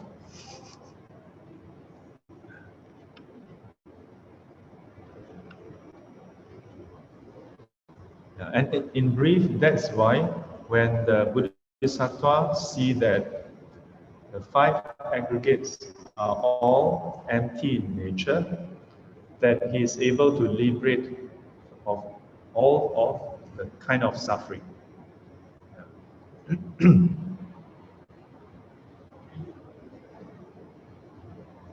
And so with that, this is the opening sentence, opening line. And in a way, it summarizes the whole practice. How do you practice to the point where you can liberate yourself of all suffering? The sequence is that, but the detail is a bit tricky. So what follows after this is the detailed breakdown of this single statement. Okay? Any questions?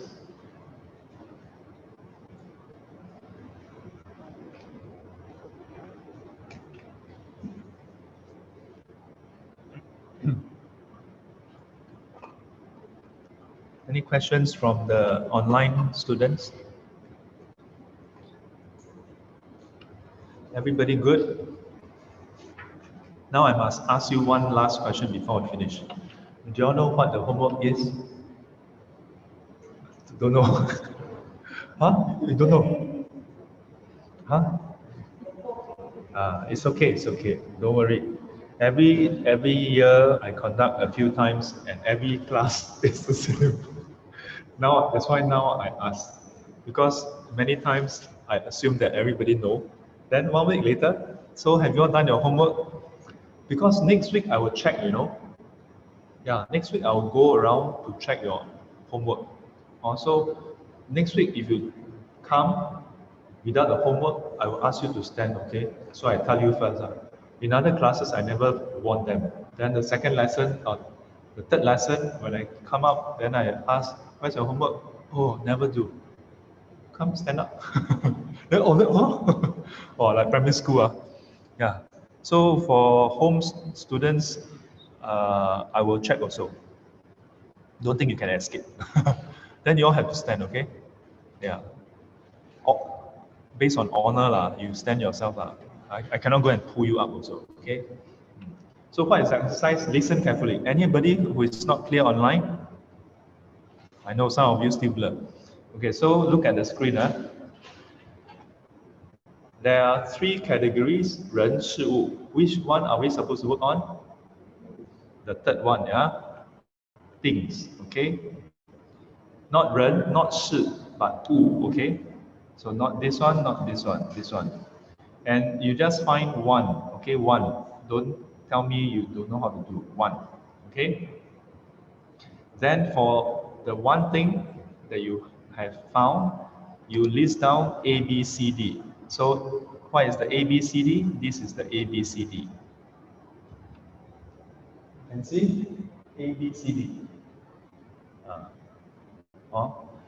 So for example, clock. So you all cannot use clock. So what is this? The name is clock. So is this inherently called a clock?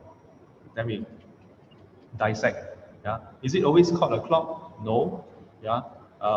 In Chinese, it's called 时钟. Yeah. Then in different languages, it's pronounced differently and so on. Yeah. And over time, sometimes the name changes also. Okay. Then what else?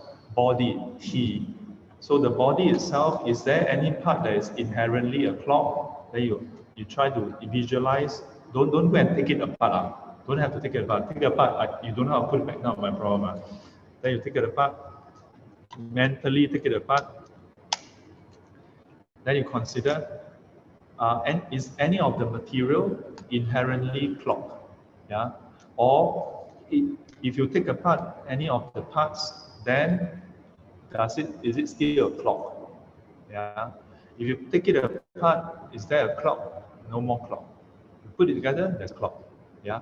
So then from there, even the body itself is dependent on conditions to be a clock. Yeah. Like, is this a clock? Yes.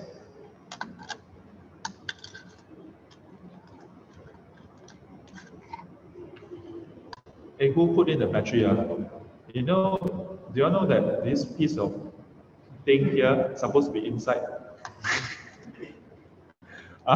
Who?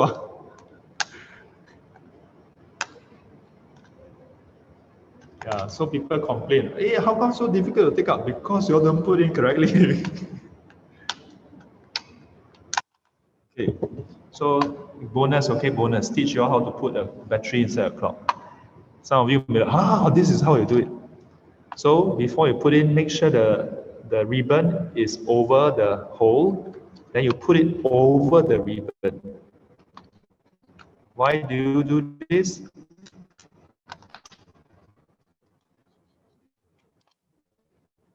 Oh, so difficult.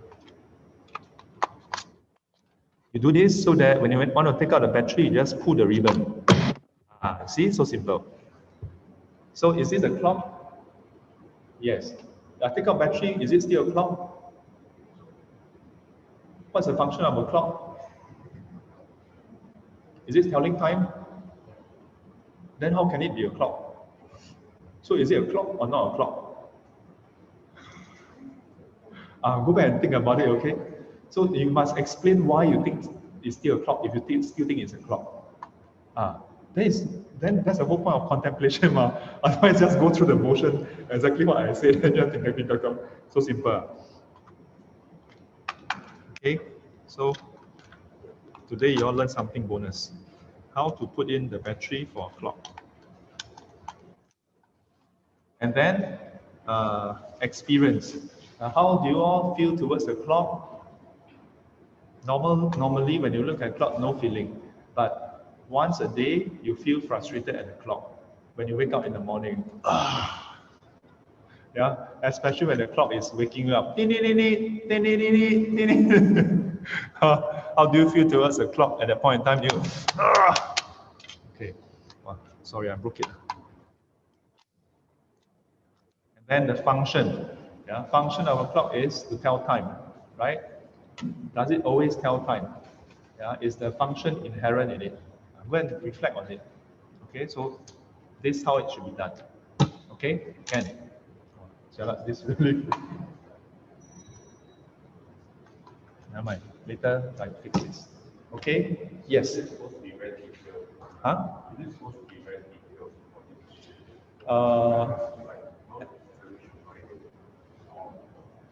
Well, on average, at least half A4 paper.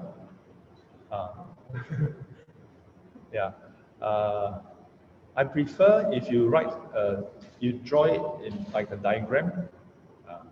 But it's okay, you can write as well. But try to break down the points into paragraph. Don't write one essay a bit hard for me to capture the point. Okay. Any other questions? Everybody good? Everybody clear about the exercise? How about the online students? Everybody okay? Very good. Thumbs up. Okay. 来回向。愿消三障诸烦恼，愿得智慧真明了，不愿罪障悉消除，世事常行菩萨道。阿弥陀佛，起立。